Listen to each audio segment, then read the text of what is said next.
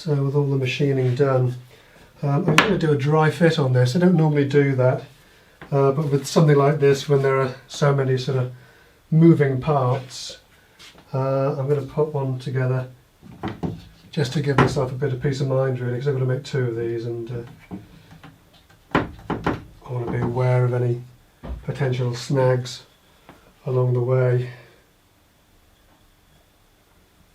Make sure that I'm getting everything in the right place.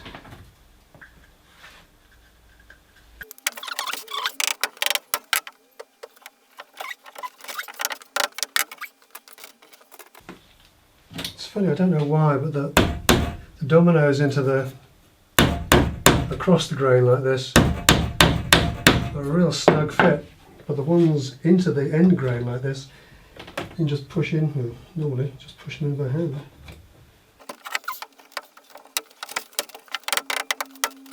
Just friction fit, basically.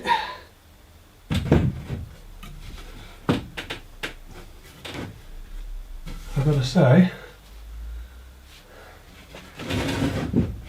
that's not half bad. Okay, I'm happy with that. It has a top on there, and then a top goes over all of those. So yeah, okay. It's pretty groovy, isn't it? I shouldn't sound surprised, I know. One of one of my strange little quirks is, let's move that out of the way for a second. Excuse me. Get that down there. One of my little things, I keep the odd little, where you've cut the ends at an angle, I keep those back. And what you can do, quick tip of the day here, I can find some double-sided. I can't believe I don't have any double-sided tape here.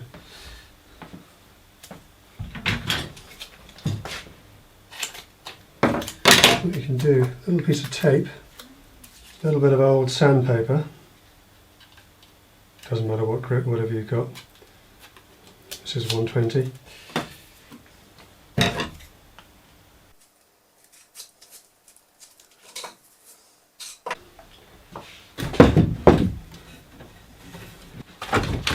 And what you can do, when it comes to be time to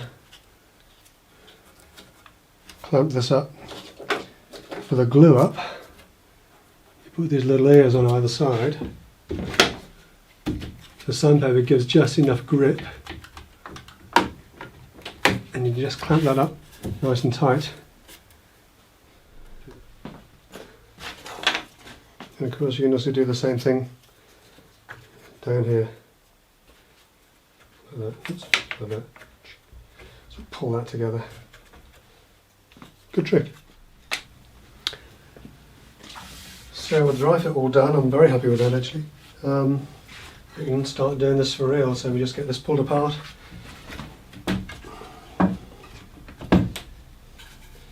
And crack on.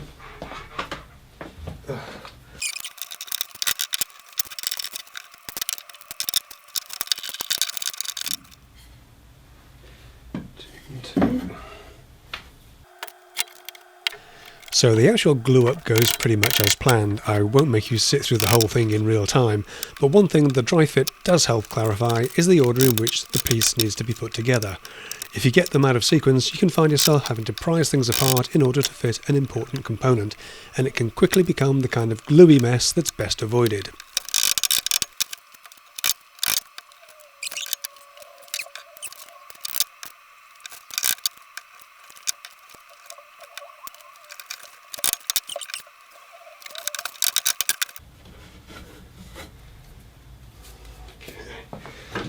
First things first, get a clamp on the middle. And using our little sandpaper wedges, we can have this clamped up quickly. And then we get ourselves a nice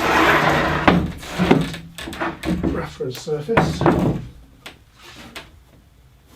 There we go. That's okay.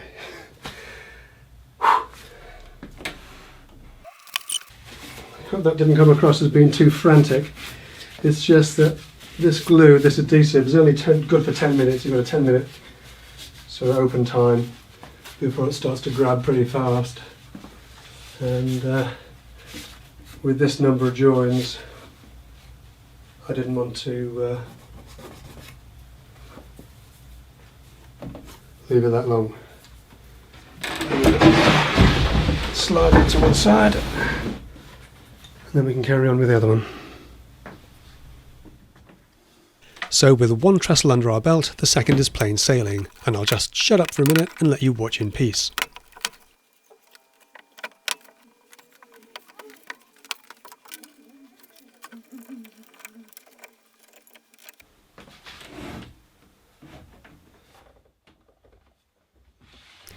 With the trestles set aside, I'm ripping 12mm birch ply to size. The tabletop will be a laminate of an 18mm core with 12mm top and bottom skin.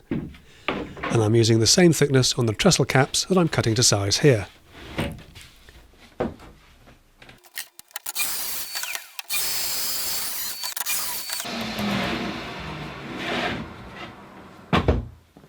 With the glue set, I can give the trestles a good sanding to lose any rough edges and also ensure that they're pleasant to handle.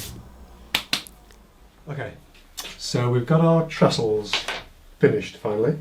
They're all rubbed down, they're all nicely tidied up. We've got them on our known level square board, and there's no wobbliness there, they're all absolutely fine. You just might notice that they're a little bit shorter than they were. Discovered this morning, having made them yesterday and got them all glued up, that I've been working to the wrong set of drawings. A client asked me to do 2 of these and sent them through at the same time. It's a bit of a fudge and a fiddle, but one we've got away with, I think, for the moment. So the next stage, at least, you saw me cut the plywood capping pieces to go on the tops of these. And all I've done here, I've marked up the centres of the tops of the trestles and just extended a line down, and I've got the same thing on our boards here, so when they go there I can just look under, line them up and use a little bit of 9mm as a gauge to make those nice and even, and then I'm just going to screw these down straight through. I will give myself a centre line actually while I'm thinking about it, as to where the screws are going to go. So about there, about there, and then we've got a centre line on that. Okay.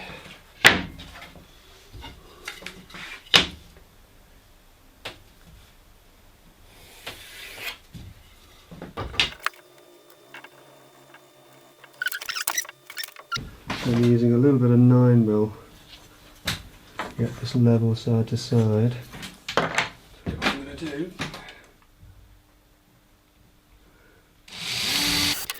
so with all the preparation done, it's an easy job to glue and screw the first 12mm capping piece in place.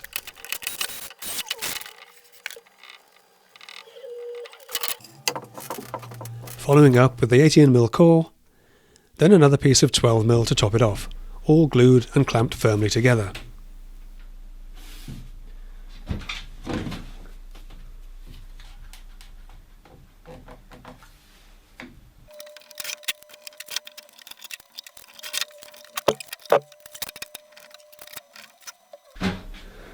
Okay, one down, one to go. I need more clamps. And once again, Trestle 2 is a repeat of Trestle 1. This one seems to need a bit more help at the corners. But we can do that. So we'll put that to one side to dry. And then we can think about getting on with the top